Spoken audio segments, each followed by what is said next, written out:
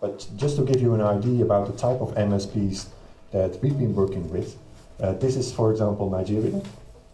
And this is one of these conflicts that has been going on for generations almost, where, well, I guess people are familiar with the oil spills in Nigeria, right? So it's been in the news for decades, I would say.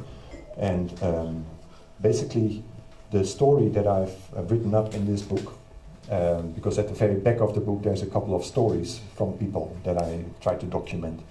And this is a story from the Dutch ambassador to Nigeria, together with a director of a network of 20 environmental NGOs in Nigeria, local NGOs.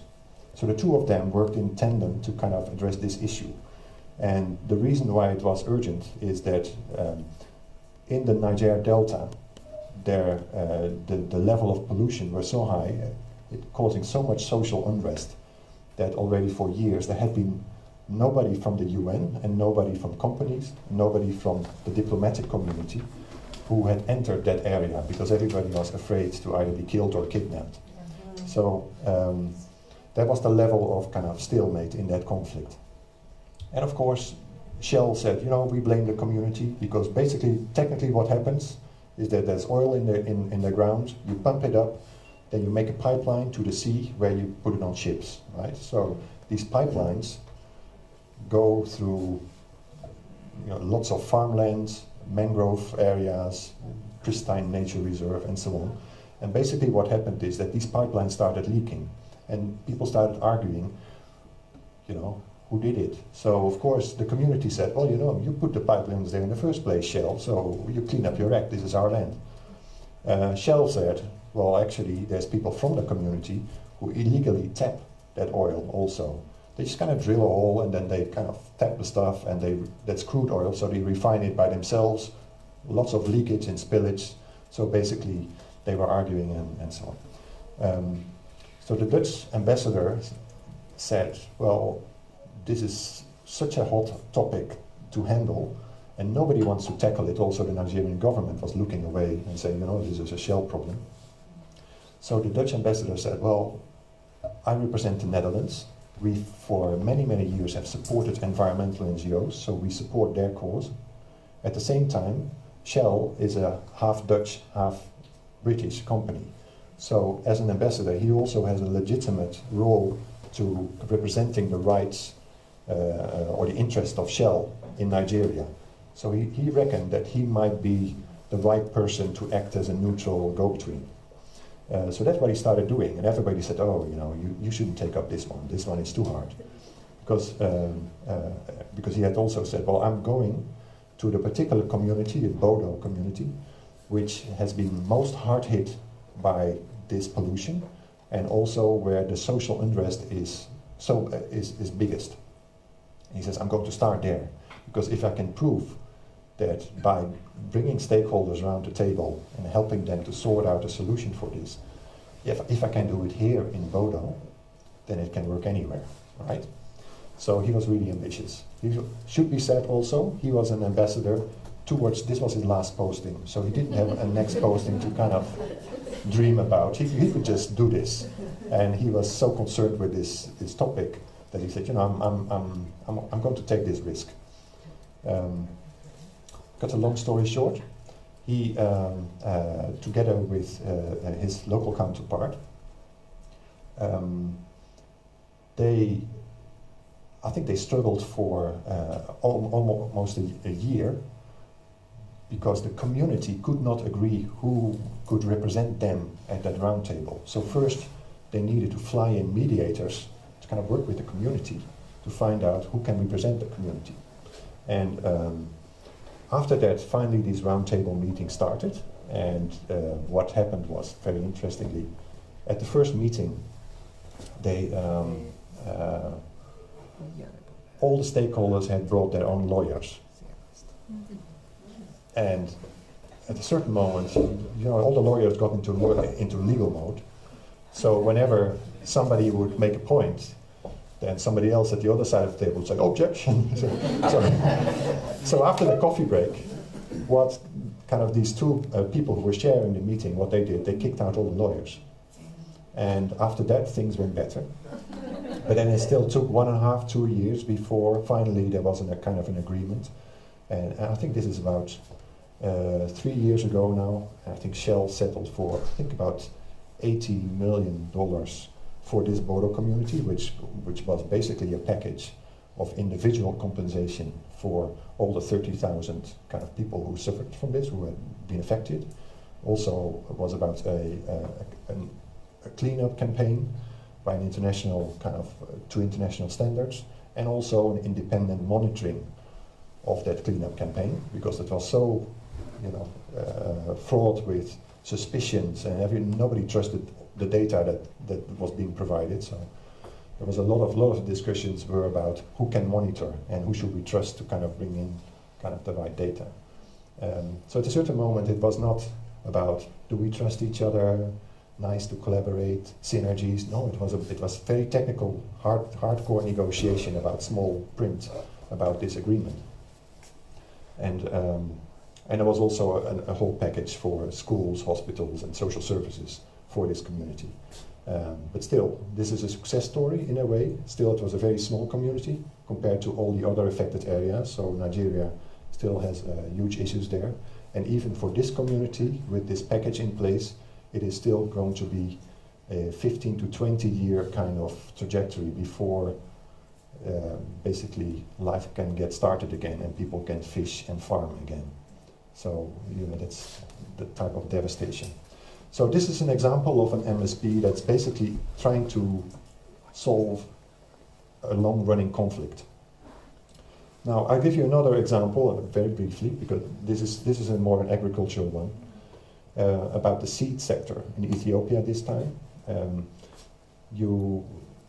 You probably are familiar with the seed sector. You've got big seed companies who produce hybrid seeds that kind of have high yields. At the same time, a lot of farmers, they use their own seeds, and they kind of have local markets where they exchange seeds. There's big issues with seed quality there and with the type of yields. At the same time, there's a lot of kind of genetic diversity in all those local seeds. And of course, it makes farmers much more self-reliant and resilient if they can use their own seeds rather than being dependent on purchasing seed every year. So there's the formal seed system and the informal seed system. Now, what happened in Ethiopia is that at a certain moment, farmers said, we can grow our own seed, but how are we going to put it on the market? Because nobody trusts that this seed is actually good quality. So getting all these stakeholders in the seed sector around the table and working with them to establish standards, official government approval, and actually a change of law in Ethiopia, which kind of came about last year, I think, that also normal farmers can also be seed producers. So seed doesn't necessarily need to come from your government station or from a commercial company. It can come from a farmer cooperative as well. That's kind of a legal kind of innovation that suddenly enabled these farmers to kind of become very entrepreneurial and basically being taken serious as market players. So there was that's a value chain kind of example. This last example is more to show you that, of course, there's a lot of global initiatives that are also multi-stakeholder. I took this example of the Extractive Industries Transparency Initiative. I think this one has its head office in Norway, but it's active in more than 50 countries. Basically what it's trying to do is make the whole trade in oil, gas and minerals much more transparent. So the countries that sign up for it, they agree that they will find, with the stakeholders in, let's say Liberia, they will find a mechanism to say, okay, this is the kind of standard that we agree locally upon, that about what we will make public about our investments. So we request from companies that when they do business in Liberia, that they put this information in the database that is accessible to everybody, and also the government kind of makes that data accessible, and it's being reported upon each year. So that's basically a mechanism to help transparency in that sector, because of course this is a sector that is famous or infamous for corruption in transparency and so on. So bringing transparency in that sector is in itself quite a substantial public good, I would say. So this is a global standard, and they kind of organize on a local level these multi-stakeholder platforms that set standards and then find a mechanism to monitor that standards, report on that standards, and if certain countries fail to kind of produce credible reports, then they get a different color or something, and at a certain moment they're kicked out of the scheme. So that's not organized by the UN. It's also not organized by the companies alone. It's not organized by government. It's really a multi-stakeholder initiative. So it's a new way of governing things. And this example is just one of many of these global initiatives that aim at basically making commodities or the production of commodities, trading commodities, more sustainable and transparent and inclusive. So those three examples. Now, if we talk about the rationale for stakeholder collaboration, we already talked about how it is needed, why everybody seems to be doing it. Now, I think 10 years ago, just a reflection from my side, 10 years ago, we were really trying to sell the idea of partnerships to people, because a lot of people were just not so much into it, or they felt, oh, this is really new, or this is difficult from my usual work. How does that work? So we kind of had to find examples of where it would work. We had to find examples of successes that were achieved. Now we're 10 years later, and actually the rationale for stakeholder collaboration has changed a bit, I think. I think we don't need to do the selling anymore, because everybody's basically somehow convinced, so that sales pitch is hardly needed anymore. What is needed is sometimes me warning people to not too soon step into collaborations that are actually perhaps not going to yield much results. Because it has become so commonplace, and because it's so central to the SDGs, not only SDG number 17, which is about partnerships for the global goals, but in all these SDGs, collaboration and cross-sector, engagement is critical. So rather than encouraging people to do MSPs, sometimes I end up warning people, well, take it easy, maybe think first before you try, and maybe there is another way of achieving the same results without creating this big multi-stakeholder thing, which might also end up giving you huge transaction costs, because of course there's lots of coordination involved. You have to overcome all these conflicts, you have to create a shared language, all the stuff that I'm going to talk about now. It's quite costly, actually. Now let me skip this one and just share with you one slide, which I actually borrowed from the Partnership Broker Association, of which I'm a member. And this slide is actually talking about, not so much about the truth about each sector, it's more about the ideas that are sometimes in our heads that we have of each other. So if I'm a researcher, let's say, maybe you think, oh, this is a guy from the university, he's going to talk. Maybe you have ideas like that. And if you're from the private sector, perhaps, I might have ideas about, your particular things. Yeah? So let me just kind of give you a couple of lines, and then you tell me whether you recognize it or not.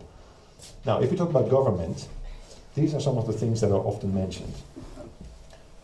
Governments are bureaucratic, dogmatic, short-term. Short-term means that, they only kind of think as far as the next election, kind of. Inflexible, controlling, imposing. And you see that all of them are actually not that positive, right? Yeah. Now let's go to business. What do you see here? Quick fixes, profit-driven, hard-nosed, self-centered, greedy. And that's another list of things that are not so flattering. Now, for donors, you see a similar list. Recognize all of this? Yeah? Okay, now for researchers. Researchers, slow, no impact focus, just thinking about always asking more money. Yeah. Well, communities. Let's go to communities, because there's a similar embarrassing list of things that maybe you have to admit yourself also that you've perhaps thought ever at a single moment. And the point, of course, of all these characterizations is that some of them might be true, but a lot of them are just kind of stuck in our brain somewhere. And those are the preconceptions that we need to actually address. NGOs, unprofessional, self-righteous, and so on. So there's a similar list. Now the reason why I share this slide is that it basically, that's the sentence at the bottom you need to read. If we can't get beneath the stereotypes, there is little chance of building genuine partnerships. Because if you build a cross-sector partnership, it usually means that you have to find a way to kind of understand that other person. And it also means looking in the mirror and maybe addressing some of your own prejudices. And that's tough work, because often when we enter into kind of collaborative relationships, we are, just think back about the last time when you kind of were in a partnership meeting. A lot of times, let me guess, you were also a little bit in the sales mode, right? So you were trying to represent your organization, trying to pitch your idea so that the others would accept it. Yeah, so you're very much into a modus of, I've got a good idea, or I've got an interest, I need to present this, I need to kind of do this right. Which means that you're not really perhaps listening so well to what other people are saying, but also that you're not in the modus of reflecting on, what do I actually think about what's happening here? What are some of the things or some of the ideas that I see happening in this room that create opportunities for me to think differently? We're not often so easy to challenge ourselves in that. We're rather kind of, partnerships is for us also an arena in which we fight and we sell, and which we try to court each other. Okay. This is a model which, there's one chapter in the book devoted to this particular model.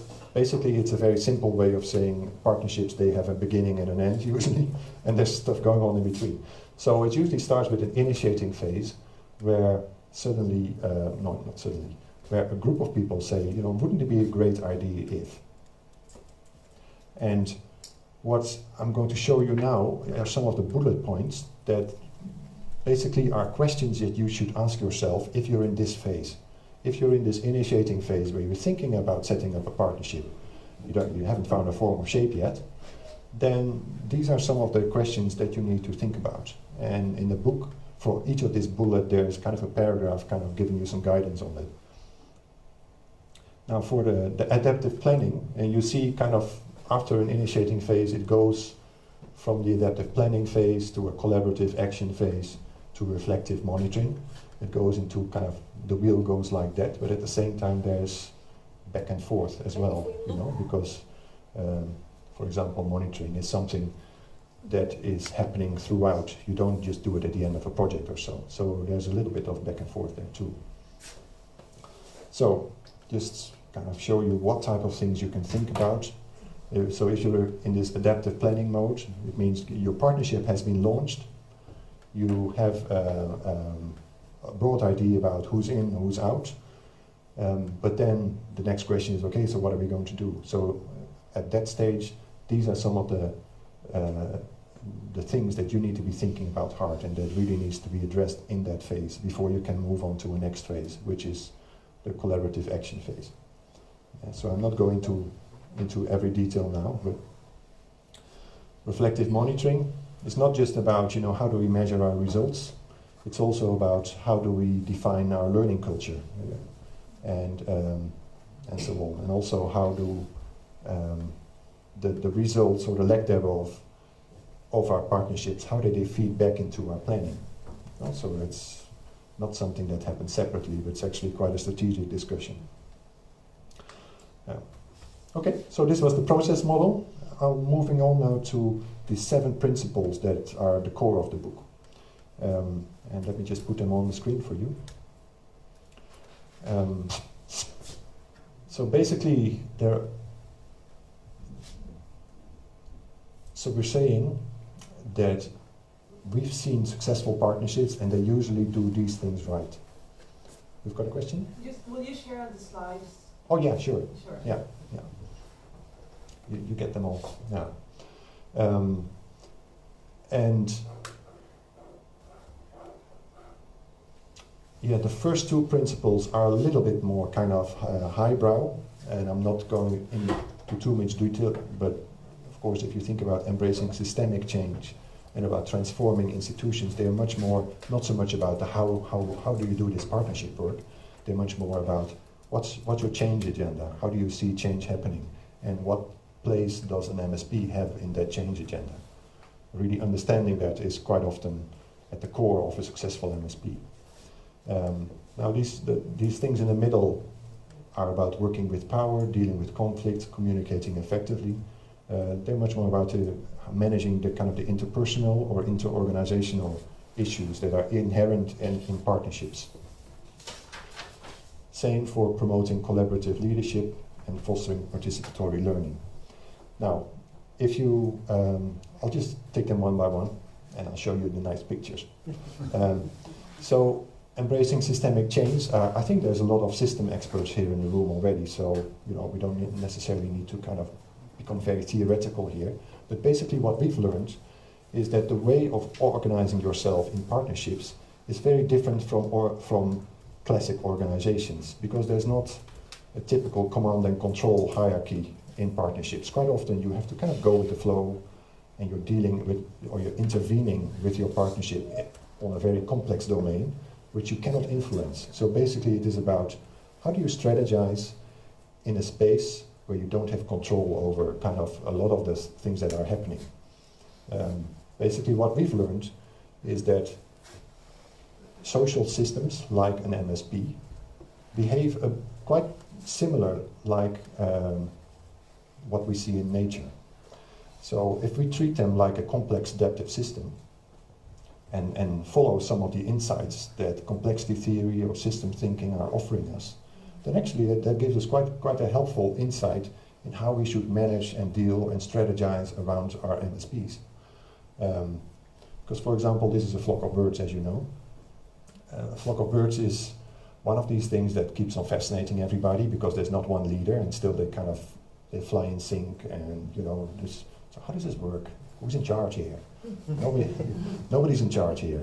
Still it works, so that's what we often see in nature, that there are ways how these complex systems behave and respond to each other and are adaptive and flexible. And that's something which I think we would aspire for perhaps in our MSPs as well. Yeah. Now, transforming institutions is a principle that is much more about, we use kind of a definition from sociology, which is, so an institution for us is not an organization or a thing in a building. An institution can be anything. I think that the most short definition is the institution are the rules of the game that allow social life to kind of take place or to be organized in a certain society. So it's very much a sociological, cultural definition. And what we often see is when we try to tackle agricultural issues or any of the SDGs, we're trying to kind of come up with ideas to innovate, to change or give farmers access to markets or to solve an environmental problem. But quite often the reasons why these inequalities in markets or why the ecological kind of disruptions have happened, quite often these reasons are not just because nobody thought about it, but quite often there are institutions that are causing that. And an institution can be, can be related to gender, or to gender equality, to the way how women are treated. It can be also about how youth is treated, for example. An institution can also be about money or about banks or about how money flows are organized. And changing these institutions is a very, that sounds like a very bold thing to do. Usually in our experience, institutions only change over generations. So we're not suggesting, well, with your MSP you can change this institution now and forever fix gender equality. But we're saying if you don't take gender equality as an example in mind, then you won't have a, whatever results you will achieve with your MSP might not be that sustainable. You need to keep in mind what type of institutions are underlying these patterns of inequality, of poverty, of whatever that you're trying to address. Thirdly, working with power.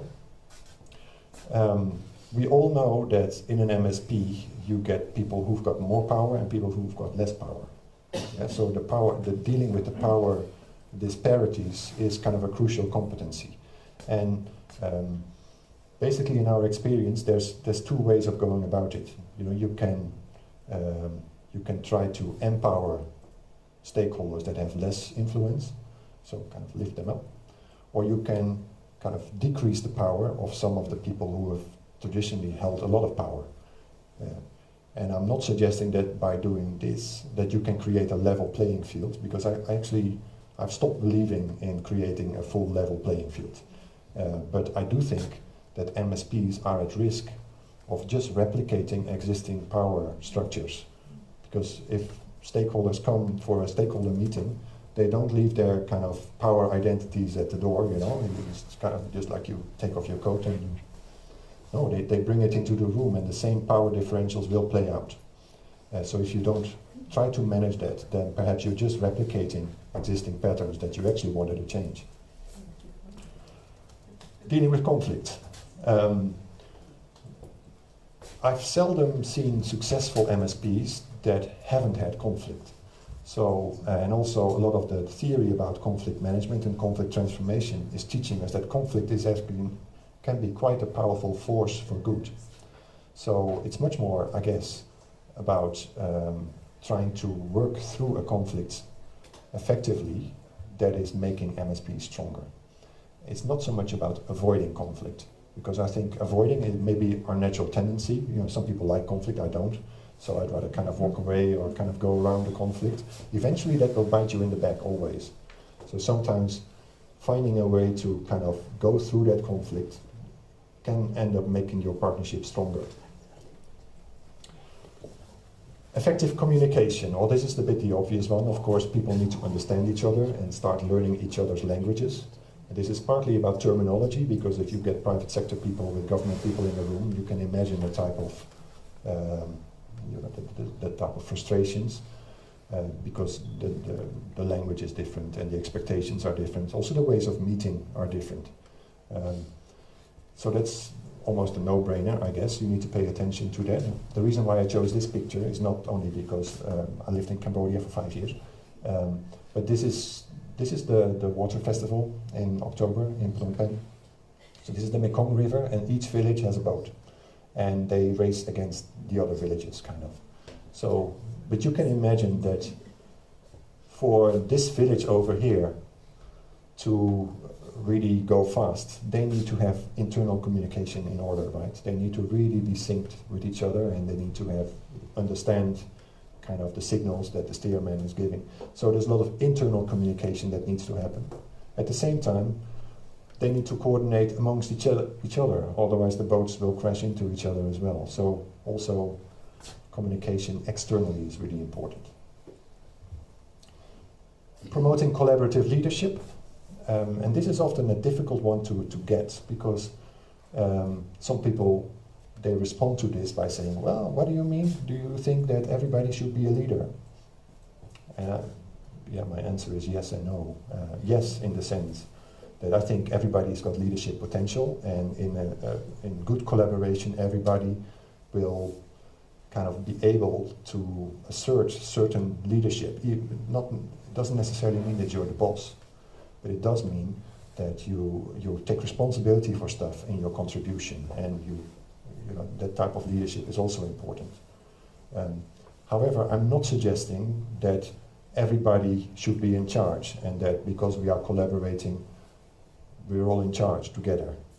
Yes, on a theoretical level perhaps, but in practice you do need a smaller steering committee, and perhaps you need a secretariat with a very clear roles and responsibilities as well. But the reason why we still kind of promote this is that we often see that in partnerships it's much more important that leadership tasks are shared. And it's not only kind of to build ownership among the partners, and so that they kind of feel ownership of the whole initiative, but also because if one person, kind of the coordinator of the partnership, if that person has too much on her plate or his plate, that person only has one set of leadership competencies. It might be a perfect leader for one situation, but not necessarily for another situation. So by inviting others to kind of co-lead, you also draw in more leadership resources. And basically you've got a bigger pool of resources. Yeah? So you've got hard-nosed negotiators in your team, but you also got people with the soft skills to kind of create trust between stakeholders. It's very rare for all those skills to be united in one person. So it's only clever to kind of utilize what's there. Now, the seventh, that's the final principle, is about participatory learning. And again, this is not classroom-based learning so much, it's much more about joint sense-making. So basically what we're trying to do here is instill a sense that we're going to work together as partners. We've got something like a common goal.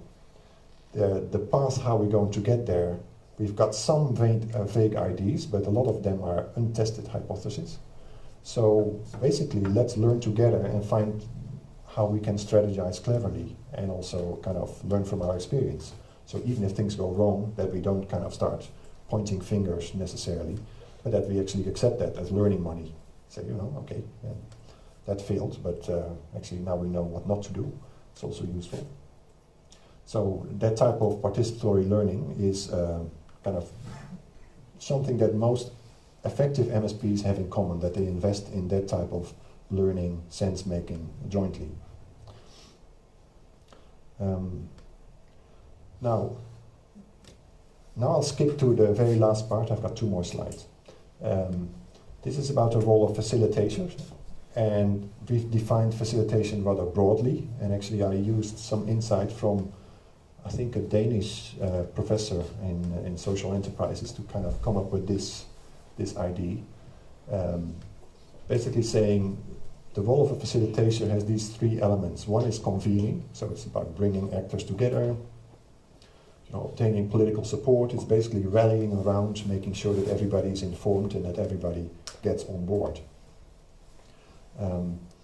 Then you've got also a catalytical role, and quite often this is a bit of a strange role, because catalysts often provoke and think outside of the box, make people feel uneasy, but they kind of, they shift the goalposts. And for to really have an MSP that is transformative, you need catalysts also to frame things differently, to think outside of the box, and so on.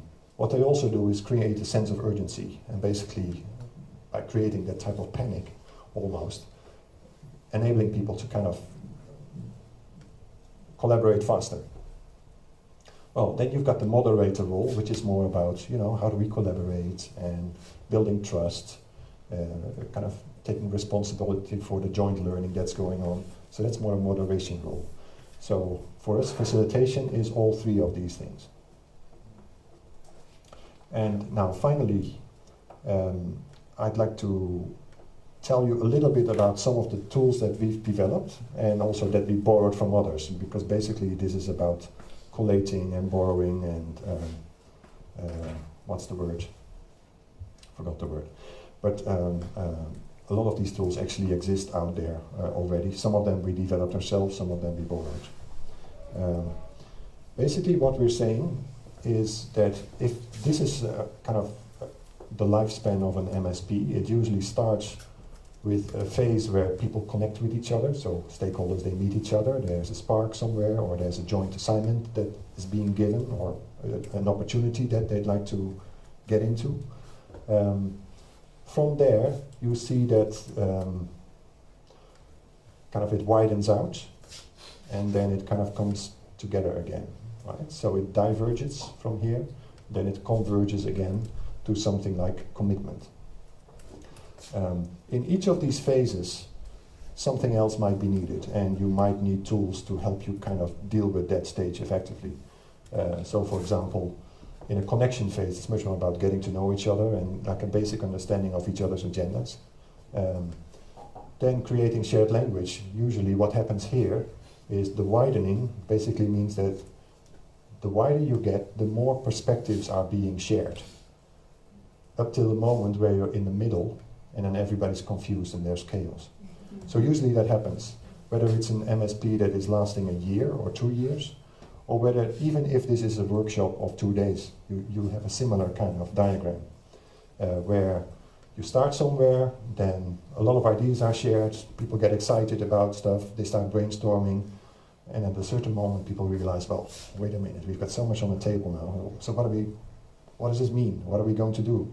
So then the task is to use tools or to be smart enough to switch gears and basically end up in a converging kind of modus where you start, okay, this is the moment where we're going to decide about certain options that are on the table, or this is the moment where we need to make a decision about A or B. And a commitment, of course, is, you need to round off a certain process as well. Okay, so here's the language of what I just told you. So in the book, you will find for each of these 6 phases kind of a set of tools that we find useful. There's others as well, but this seems to work for us so far. And just to highlight a little bit that besides this book, we also wrote kind of a companion guide, but this is only a PDF. We didn't print this one. And these are the 60 tools that we refer to kind of in the previous slide. So in the book we've got 60 tools kind of covering this range. And so we today we have a chance maybe to practice and look around and so on a little bit with some of these tools. So they're all online, so that this particular book is also you can download it from a website, but each individual tool you can also find there if you wish. So that's kind of what I had to share for this moment. Yeah. Is that okay, Tim? Perfect. Yeah?